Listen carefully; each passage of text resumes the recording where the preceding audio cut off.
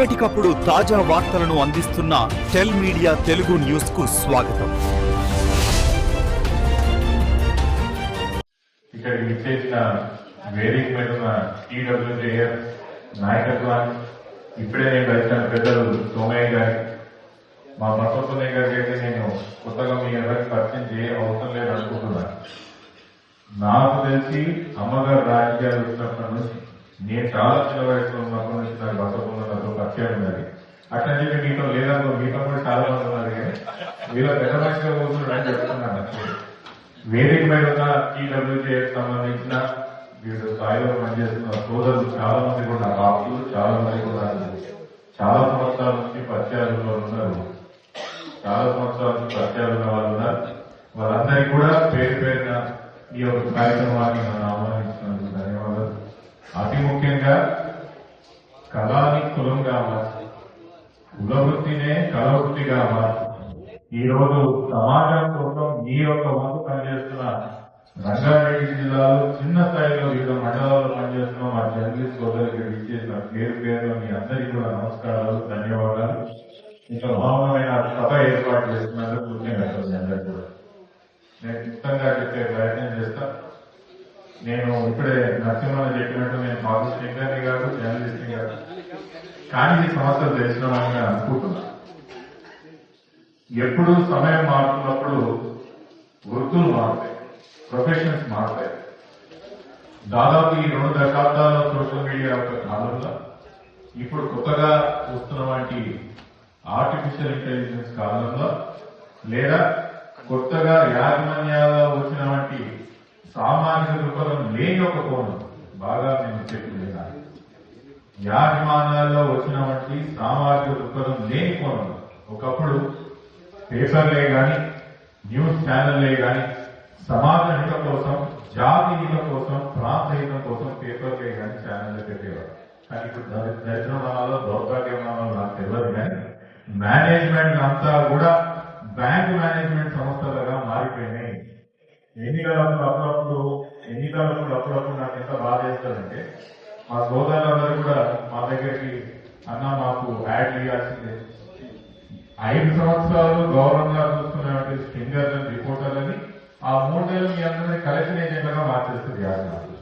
ఇది మీరు చెప్పకపోతే బయట చెప్పడం లోపల కొడుతున్నారని నాకు తెలిసి ఈ విషయం కానీ, అంటే మేము 5 సంవత్సరాలు ఎంత మిమ్మల్ని గౌరవంగా చూసుకుంటాము. మీరు వచ్చినప్పుడు కూర్చొని పెడతాం, మీ అభిప్రాయాలు అడుగుతాం, మా అభిప్రాయాలు చెప్తాం, తద్వారా తెలుసుకునే ప్రయత్నం చేస్తాం. నియోజకవర్గాలు ఏం జరుగుతుంది, మండలంలో ఏం జరుగుతుంది, సమాజంలో ఏం జరుగుతుంది.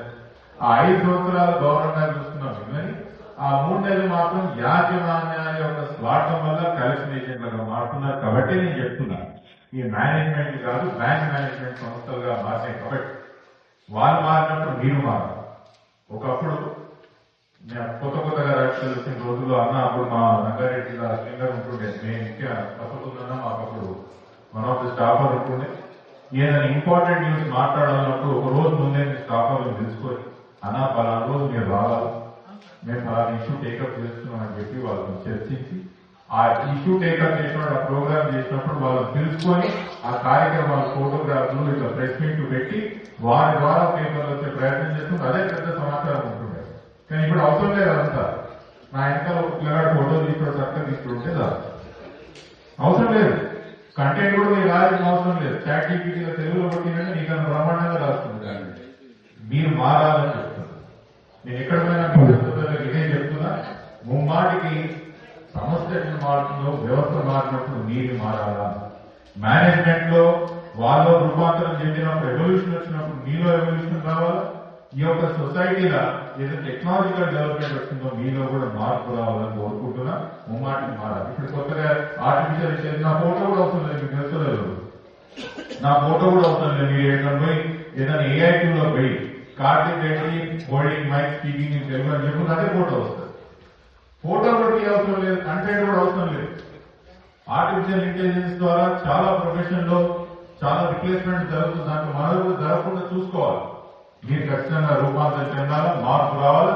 మీలో కూడా కొత్త వ్యవస్థలో, కొత్త సంస్థలో, కొత్త టెక్నాలజీలో వస్తున్న మార్పులన్నీ కూడా మీలో కూడా ఆపాదించుకోవాలని కోరుకుంటూ ఆఖరిలో విషయం ఇస్తాను. ఈ విషయం నేను చాలా మందితో డిస్కస్ చేస్తాను.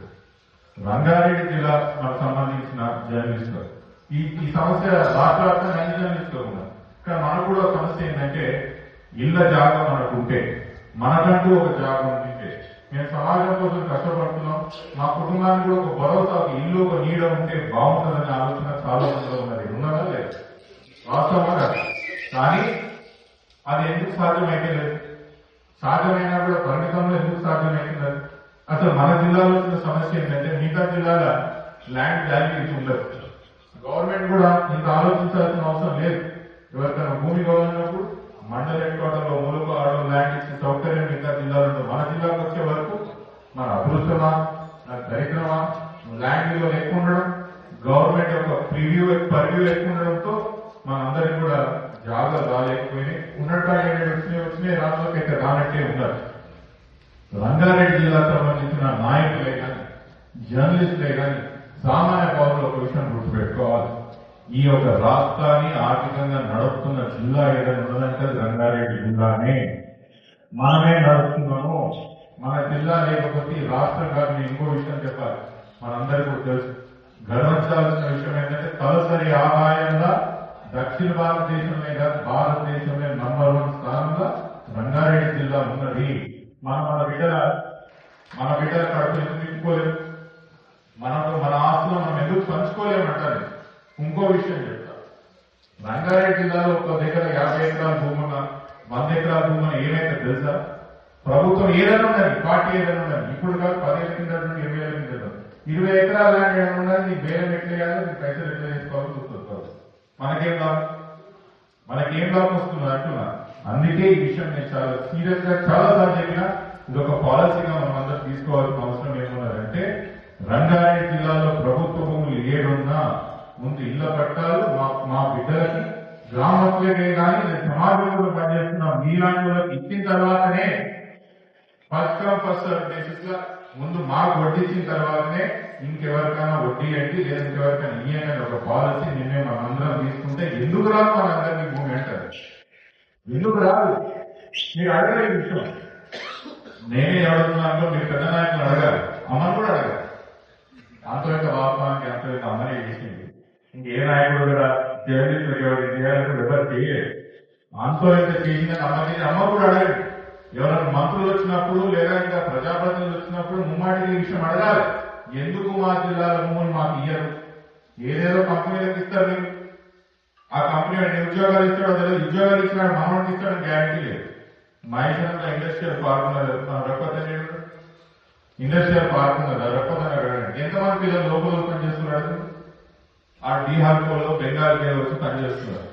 మనకాడ కూడా పనిచేస్తలేడు. కంపెనీల కోసం భూములు ఇచ్చిన ఉద్యోగాలు కూడా మనకి ఇస్తలేదు. ఏం లాభం ఉండదు అంటారు.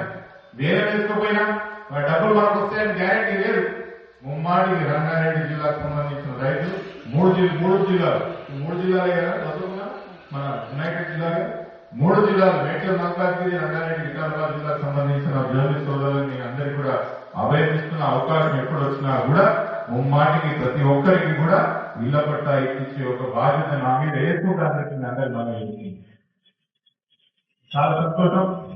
మీ అందరూ మీలో ఒకరిగా నన్ను భావించి ఈయన ఒక ఫెడరేషన్ కి ఈ యొక్క మహాసభలకి మీలో ఒకరిగా భావించిన మీ అందరి మధ్య ఆహ్వానించినందుకు ప్రతి సంవత్సరం ఇంతే పెద్ద గొప్పగా చేసుకోవాలని చెప్పి, ప్రతి సంవత్సరం ఇట్లే జర్నలిస్ట్ సమస్యల మీద పోరాడాలని, మన ప్రాంతీయ ఇష్యూస్ మీద మీరందరూ కులవెత్తాలని చెప్పి మీ అందరితో కూడా ఒకసారి మనం చేసుకుంటూ, ఇక నేను మీ అందరి తరఫున బసవపున్నయ్య గారు రిక్వెస్ట్ చేసి ఏంటంటే సెషన్ లంచ్ తర్వాత మళ్ళీ 2వ పెట్టుకుంటే బాగుంటుంది. Thank you.